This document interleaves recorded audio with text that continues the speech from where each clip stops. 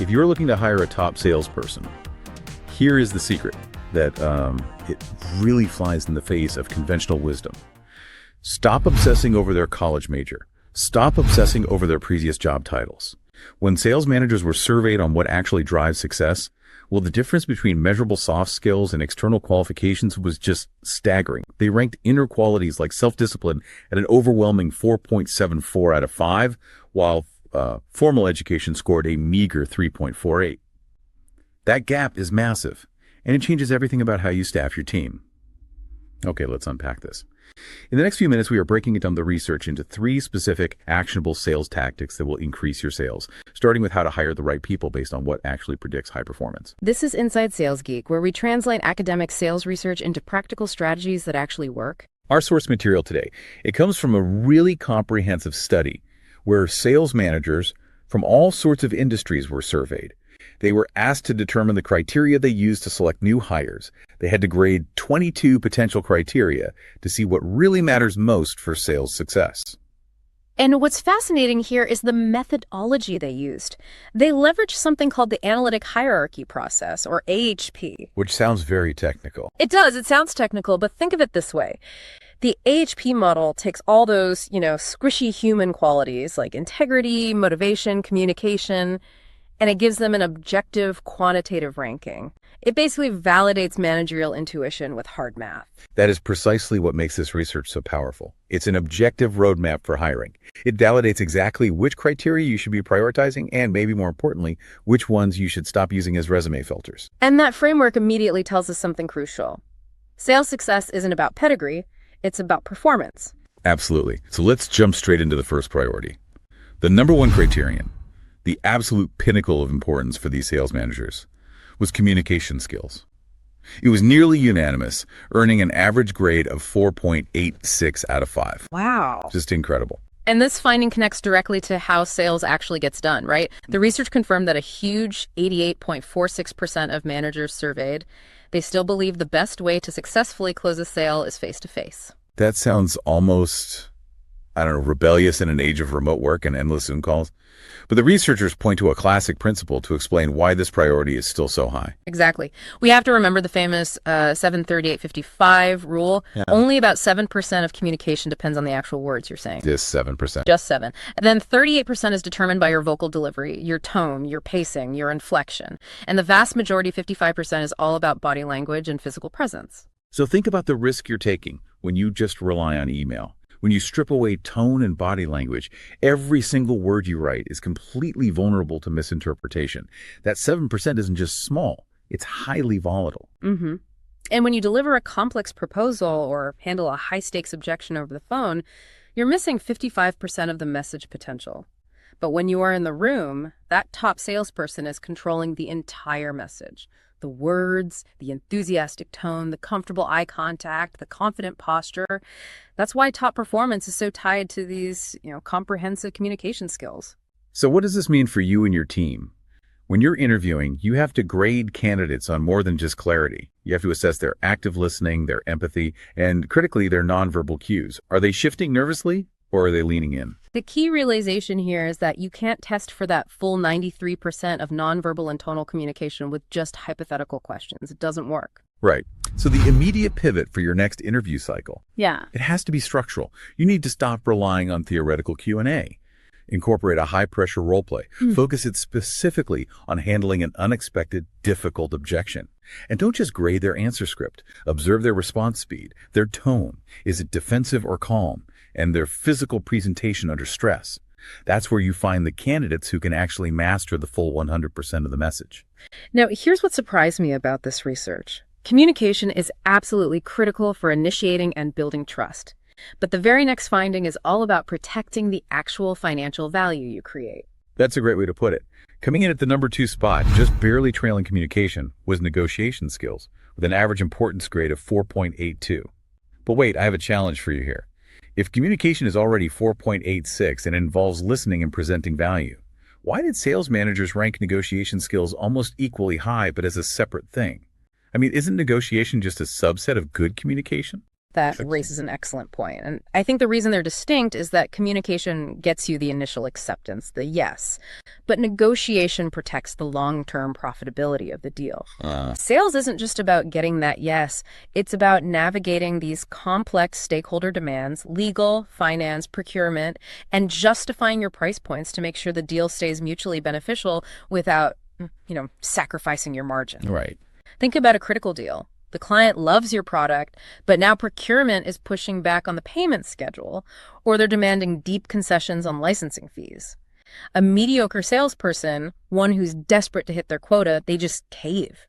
They just give in to secure the close, and they often lose thousands in potential margin. And often that caving actually damages the relationship because the client loses respect, or scope creep later makes the whole project unprofitable. A top-performing sales professional, though, armed with strong negotiation skills, has the confidence and tactical knowledge to hold the line, protect the value, and still maintain a positive relationship. And that's the hallmark of a real pro. So what this means for you is that negotiation. It can't be a one-and-done training module during onboarding. It has to be treated like a muscle that you train constantly with real-world scenarios. And the immediate action here leverages another fascinating finding from the survey. 42.3% of managers frequently consult their most successful salespeople on tactical and strategic decisions. These people are your internal experts. They already excel at negotiation. So you should utilize them. Have your top performers run internal negotiation training simulations for the rest of your team.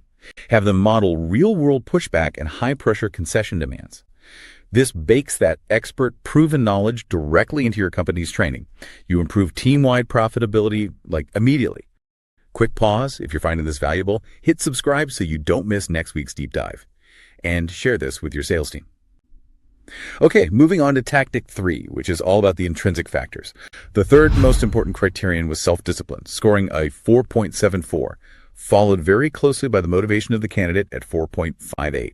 This just emphatically confirms that inner drive and grit, they massively outweigh external experience factors on a resume. And if we connect this to the bigger picture, the reason for this priority becomes crystal clear.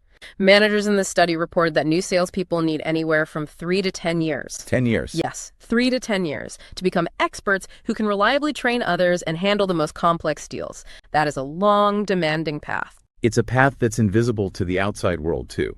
It's filled with rejection, slow quarters, the sheer mental drain of it all. It requires an insane amount of internal consistency, mental resilience, and self-discipline just to survive that learning curve and get to the expert level. So what this means for you is that you are fundamentally hiring a mindset first, not a resume. When you interview, you need to focus on past behavioral examples that really demonstrate this internal motor. Don't ask, are you disciplined? Right, because everyone will say yes. Everyone says yes. Instead, ask, tell me about a time you had a difficult routine you had to maintain for 6 months, even when you felt burnt out. How did you force yourself to keep going? And what determines their survival and advancement over those long years. The research confirms sales is a pure meritocracy. Advancement for managers, 90.38% of the time, and for salespeople, 86.54%, is based almost entirely on measurable success in sales. It's the results that matter, not longevity or how many sales books they've read. So once you hire that mindset, you have to reinforce it with the right structure. The survey found commission is the overwhelming preferred payment method for both managers and salespeople. So your direct action here is to ensure your pay structure ties immediate measurable results to a reward. You have to maximize that motivational element. And focus entirely on reward. The study found that motivating by punishment was scored at 0.00%. Zero. It doesn't work. You have to feed that internal drive with tangible success. This raises an important question, though. We've talked about the high priority qualities, but maybe the most surprising strategic insight comes from looking at the things that top managers, that they routinely ignore. Yes. This is the data that validates cutting down your initial resume pile, saving you hours. Let's look at the criteria that fell to the very bottom of the importance list. We already mentioned that managers placed low importance on formal education and previous working experience in sales. But it gets even lower when you look at background or pedigree. Managers gave almost rock-bottom grades to criteria like coming from a family that was involved in sales, which scored a tiny 2.02, and coming from an entrepreneurial family earned the absolute lowest grade of all, 1.82. That is genuinely shocking. I mean, doesn't that fly in the face of the conventional wisdom that sales ability is somehow inherited?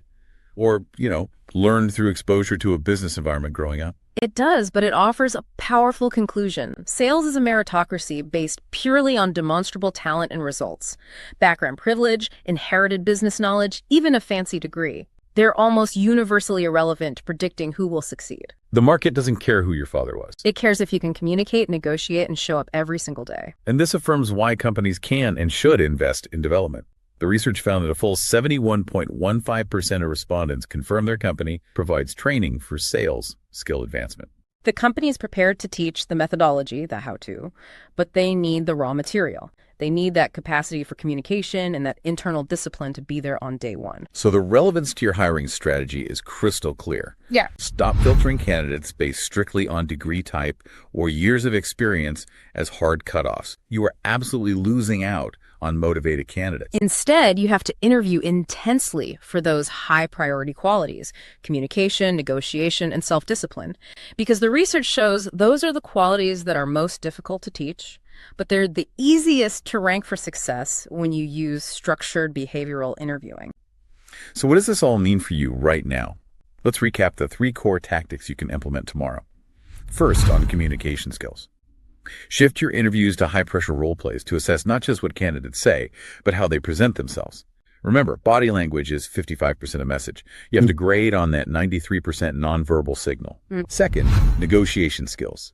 Don't just teach it once in a book. Train the team frequently, modeling the strategies of your top performers to protect the value and margin of every deal they close. And finally, on self-discipline and motivation. Hire based on demonstrable inner drive. Interview for past behavioral examples of overcoming burnout, and then reinforce it with a commission-heavy pay structure, because advancement for the best is based purely on sales results. And before you go, let's leave you with this final provocative thought. The managers in this survey ranked integrity very high on the list, scoring it at 4.38. So if top sales success depends so heavily on high self-discipline, and it's rewarded almost exclusively by a commission check, how does your team ensure that high self-discipline doesn't accidentally turn into low integrity in the pursuit of that commission check? That is a constant strategic question for you to explore with your sales leaders immediately. Pick one of these tactics, just one to test with your team this week. Track your results, then implement the next one. This has been Inside Sales Geek, translating academic research into wins for your team. New episode every Tuesday.